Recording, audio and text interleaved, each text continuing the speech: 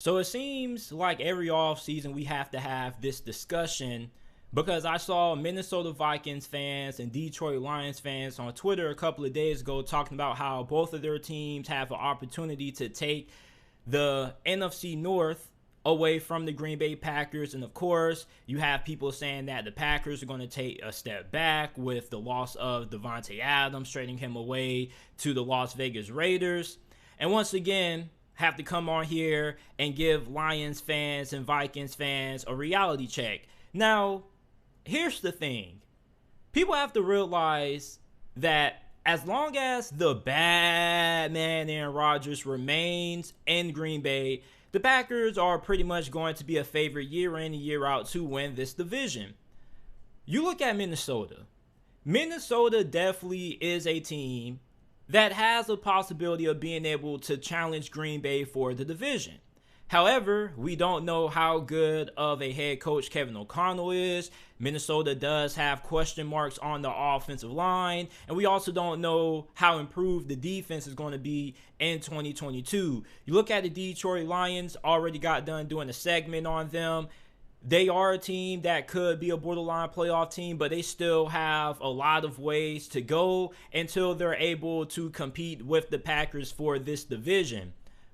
Plus, Vegas doesn't think that Green Bay is going to take a step back. Their over-under win total for the Packers this season is at 11.5. In Vegas, I'm not saying that they're always correct, but they normally have a better reading on teams than what the average fan has. And even me, as somebody who follows the NFL, pays attention to every single team, Vegas has different data points. They get different analysis from different people in the industry. So they understand most of these teams better than some of the fans do. So if they have Green Bay at 11.5, I'm going to have to say that I trust Vegas with that point prediction. And I think the reason why Green Bay is still going to be a very good football team, even if they do take a step back offensively and they have struggles when it comes to the wideout position, you still have to look at the mere fact that this potentially could be the best defense that the Green Bay Packers have put on the field in well over a decade. The last time the Packers had a defense that was this good was probably the last time they won the Super Bowl back in 2010. And no team in this division has a defense that is as good as the one that Green Bay is going to put on the field this year. And you look at their schedule. Their schedule, I don't think, is all that difficult. As a matter of fact, I think you can say that Green Bay has one of the more easiest schedules in the NFL. Week 1, you head on the road to Minnesota. Okay, I wouldn't be surprised if we saw Minnesota take a game away from Green Bay this year. Then you have to play the Chicago Bears Sunday night on NBC. I don't know why on God's ever-loving earth the Chicago Bears are getting primetime games still, despite the fact that they're going to be the worst team in the league. So you already have 2 wins there that you can chalk up against the Chicago Bears. So that's 2 wins there. You probably could split with Minnesota. So that's 3 wins. We're already at 3 wins already. Then you have to play New England. You got to play Tampa Bay on the road. That's going to be a pretty tough stretch there. But you do have to face the New York Giants and the New York Jets in back-to-back weeks. Then you face the Washington football team. Well, the Washington Commanders now. You go on the road to Buffalo. You play Detroit.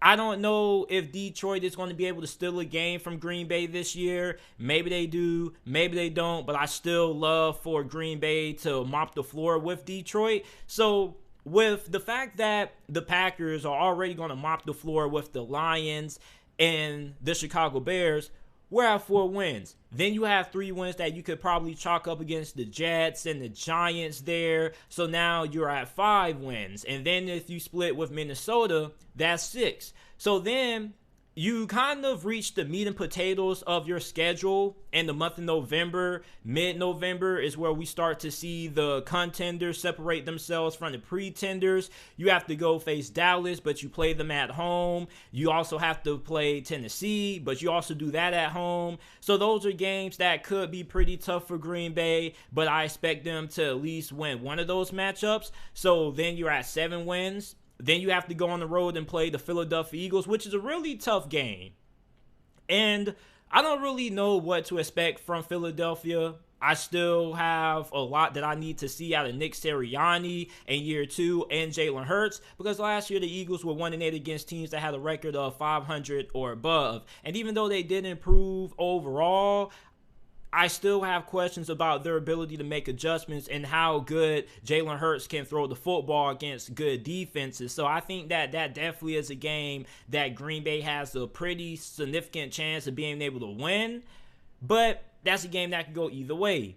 Then you have to play the Bears again. Then you play the Rams, Dolphins, Vikings, and Lions to close out the year. So the schedule for Green Bay is not all that difficult. They don't have a pretty tough slate. They do face a couple of very good teams, such as the Bills. They're going to be in that conversation. Dallas, the Rams are also going to be pretty solid. But they also face plenty of mid-level NFL teams this year, such as the Dolphins, the Vikings. You play them twice. We don't really know how good New England is going to be. We know that they're going to be okay, but we don't know if they're going to be able to replicate the season that they had last year.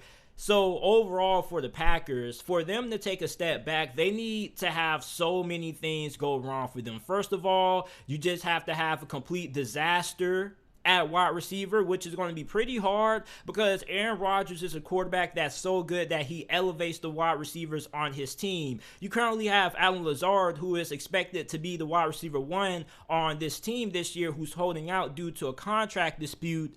Don't know why he's doing that. He doesn't really have that much leverage. Yes, he did have a pretty good year last year, and he could be in for a breakout season in 2022. However, with him not showing up in training camp, it definitely makes room for other Packers wide receivers to come up and take his spot. So with Aaron Rodgers being there at quarterback, you already have to look at Green Bay as a 7-6 win team. Then let alone you look at the fact that this division already has the Bears, which is an automatic 2 wins, and then you have the Lions, which also could be an automatic 2 wins, and this defense is going to be really good. So even if the offense does struggle at times, this defense is good enough to be able to pick up the slack. So I have a hard time seeing the Green Bay Packers taking a step back this year. Everything just has to go completely wrong. The defense has to be dealing with a lot of injuries. They have a really good front seven, especially on that defensive line. Rashawn Gary looks like he could end up being a all-pro this year. There's so many talented players on that Packers defense this season. And overall, this division, I can't really see any team really keeping up with the Packers. Maybe Minnesota, but there's still a lot that has to be decided when it comes to how their offensive line is going to play out and how their defense is going to play out. So I don't see Green Bay taking a step back at all this year.